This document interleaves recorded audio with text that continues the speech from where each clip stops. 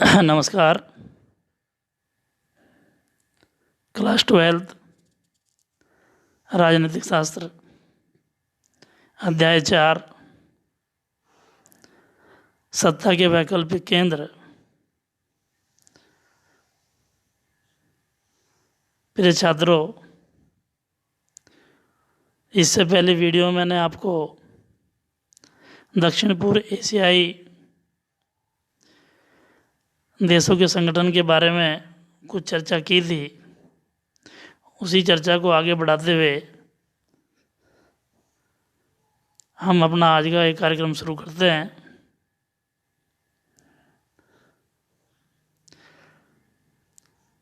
आपने इनसे पहली वीडियो में भी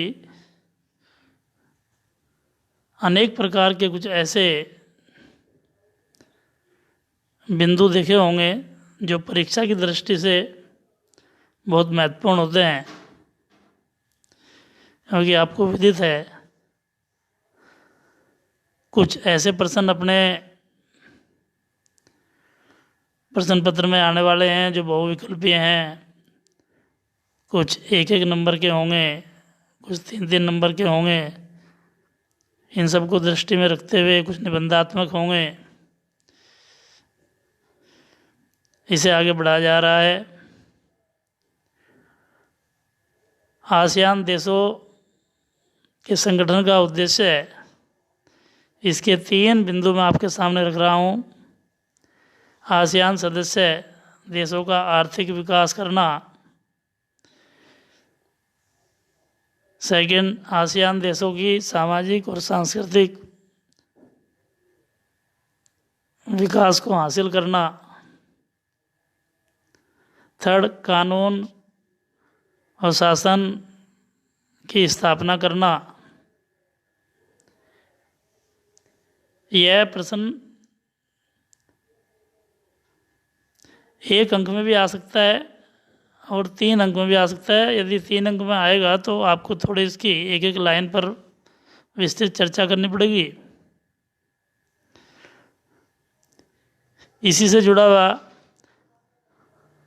क्योंकि आपको पता है कि प्रत्येक देश और संगठन का अपना कोई ध्वज होता है, तो आसियान देशों का भी अपना एक ध्वज है। अभी स्क्रीन पर मैं आपको उसके बारे में कुछ विस्तृत रूप से बताने जा रहा हूँ। आप स्क्रीन पर यह एक चित्र देख रहे हैं। यह आसियान देशों का झंडा है। इसमें आप देख रहे हैं कि आसियान के प्रतीक चिन्ह में धान की 10 बालियाँ, ये जो रेड रंग का सर्कल है, इसके अंदर जो ये 10 वो देख रहे हैं आप, ये धान की बालियों की 10 तिल्लियाँ हैं जो दक्षिण पूर्व एशिया के 10 देशों को इंगित करती हैं और ये एक साथ मिली हुई हैं। तो ये संदेश देती हैं कि आपस में मित्रता, एकता के धागे में ये देश बंधे हुए हैं और व्रत इन देशों के एकता के प्रतीक की ओर जो है ध्यान दे रहा है। इसके 3 बिंदु स्क्रीन पर आपके समक्ष हैं। आसियान के झंडे में धान की 10 बालियाँ जो 10 देशों को दर्शाती हैं। सेकंड, यह 10 बालियाँ दक्षिण पूर्व एशिया के 10 देशों को दर्शा रही हैं जो आपस में परस्पर मित्रता, एकता और भाईचारे का व्यवहार करते हैं। थर्ड, झंडे में दिया गया गोला घेरा आसियान की एकता का प्रतीक है। और ये प्रश्न भी आ सकता है कि आसियान देशों के झंडे की क्या विशेषता है, उसके बारे में लिखिए। इसके नीचे एक और लिखा है कि आसियान का विस्तृत रूप association of south east Asian Nations, ये 1 अंक में आ सकता है। आगे आसियान देशों की शैली क्या है। हाँ, इसी के साथ ये एक चित्र और स्क्रीन पर आपके सामने मैं रख रहा हूँ, जिसमें आसियान ध्वज के साथ सभी देशों के अपने अपने ध्वज हैं और ये 10 के 10 इसमें दर्शाए गए हैं। Thailand, Malaysia, Indonesia, Singapore, Laos, Cambodia, Myanmar, Vietnam, Brunei, Philippines, जो पहले हम आपको मानचित्र में दिखा चुके हैं। इसी के साथ आसियान की कार्यशैली क्या है उसके बारे में वर्णन है और इस शैली की क्या विशेषताएं हैं। आसियान सदस्यों के अनौपचारिक और सहयोगपूर्ण कामकाज का स्वरूप, ये इसका तरीका है और इस शैली के उद्देश्य हैं। इसके 2 उद्देश्य इस प्रकार हैं, क्योंकि यदि किसी संगठन की सोच दूरदर्शी होती है तो उसके विकास को कोई रोक नहीं सकता। जो केवल वर्तमान में सोचता है वह वहीं तक सीमित रह जाता है। तो आसियान विजन 2020 में अंतर्राष्ट्रीय समुदाय में आसियान की एक बहुमुखी भूमिका को प्रमुखता दी गई है। ये उन्होंने लक्ष्य तय किया है कि 2020 तक ये आसियान देश, इनकी एक महत्वपूर्ण भूमिका होगी। सेकंड, हनोई कार्य योजना के तहत, ये उनकी एक योजना है, क्षेत्रीय आर्थिक एकीकरण, व्यापारिक उदारीकरण, वित्तीय सहयोग की वृद्धि के लिए विभिन्न उपाय निर्धारित किए गए हैं। ये उनकी नीति है। उस नीति के बारे में उन्होंने बताया कि आर्थिक विकास के लिए एकीकरण की क्या आवश्यकता है, व्यापार करना है तो किस नीति से करना है, उदारीकरण से करना है, तथा वित्तीय सहयोग कमज़ोर देश को अन्य देश उसकी आय बढ़ाने के लिए उसकी सहायता करेंगे, ऐसे कुछ नियम निर्धारित किए गए हैं। आसियान आर्थिक समुदाय के, अब ये भी एक जो है नया उसमें संगठन बनाया है उन्होंने, क्योंकि आपको मैं एक बात याद दिलाऊं,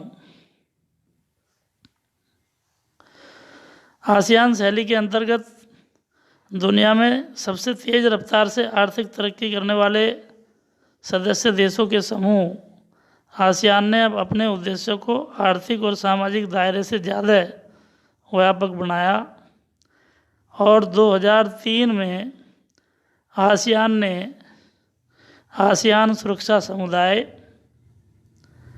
आसियान आर्थिक समुदाय, आसियान सामाजिक सांस्कृतिक समुदाय नामक 3 स्तंभों के आधार पर आसियान समुदाय को की दिशा में कदम उठाए हैं, जो कुछ हद तक यूरोपीय संघ से मिलता जुलता है। क्योंकि आपको पता है कि यूरोपीय संघ एक बड़ी शक्ति के रूप में उभर रहा है, उसी का अनुसरण करते हुए ये देश भी आगे बढ़ रहे हैं। और उसी को देखते हुए 2003 में आसियान सुरक्षा समुदाय का गठन किया गया, जिसमें विवादों को सैनिक टकराव तक न ले जाने की पर सहमति पर आधारित कदम थे कि जो भी किसी प्रकार के मतभेद होंगे उनको युद्ध की स्थिति में नहीं, आपस में ही हम सब लोग सुलझाएंगे। तो इसी प्रकार इन्होंने आर्थिक और सामाजिक ये इस प्रकार के संगठन किए, जिनमें आर्थिक समुदाय के 4 उद्देश्य हैं। आसियान देशों का साझा बाजार और उत्पादन तैयार करना। इसमें दिया है कि आसियान देश कहीं भी जाकर करके किसी भी बाज़ार में कोई सामान बेच सकते हैं, खरीद सकते हैं, और उसी तरह से आसियान क्षेत्र में सामाजिक और आर्थिक विकास में एक दूसरे को मदद करना है। आसियान देशों के बीच होने वाले विवादों को निपटाने के लिए वर्तमान व्यवस्था को सुधारना, आसियान देशों में मुक्त व्यापार क्षेत्र बनाना। आपको एक चीज़ के बारे में और ध्यान आपका यहाँ करता हूँ, ध्यान आकर्षित करता हूँ कि भारत और एशियान देशों के संबंध धीरे धीरे बहुत अच्छे होते चले गए।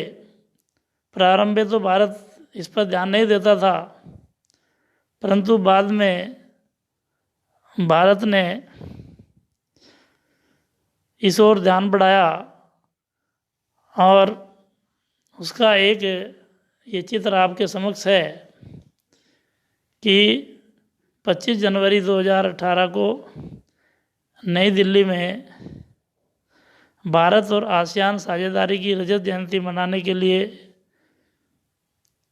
जितने आसियान देश हैं उन सबके राष्ट्र के अध्यक्ष या प्रमुख जो भारत में 26 जनवरी गणतंत्र दिवस पर मुख्य अतिथि के रूप में आमंत्रित थे, उन सबके साथ भारत के प्रधानमंत्री श्रीमान नरेंद्र मोदी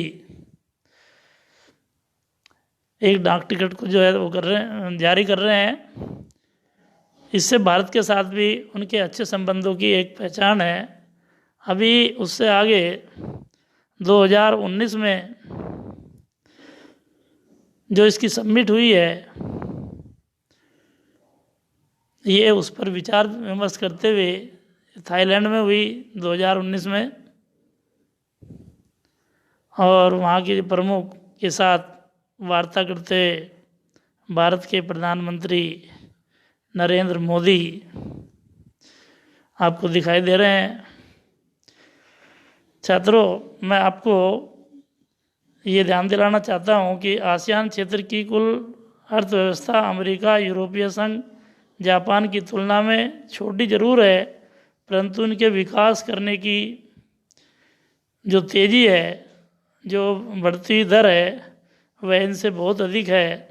इसलिए आसियान आर्थिक समुदाय का उद्देश्य है आसियान देशों का साझा बाजार, उत्पादन आधार तैयार करना और सामाजिक और आर्थिक विकास में मदद करना। और इसी के साथ साथ आज इसका प्रभाव पूरे विश्व में बढ़ता जा रहा है।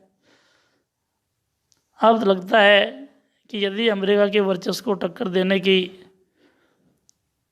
कोई ऐसी बात आती है तो यह भी उसका वैकल्पिक केंद्र का एक केंद्र है। धन्यवाद।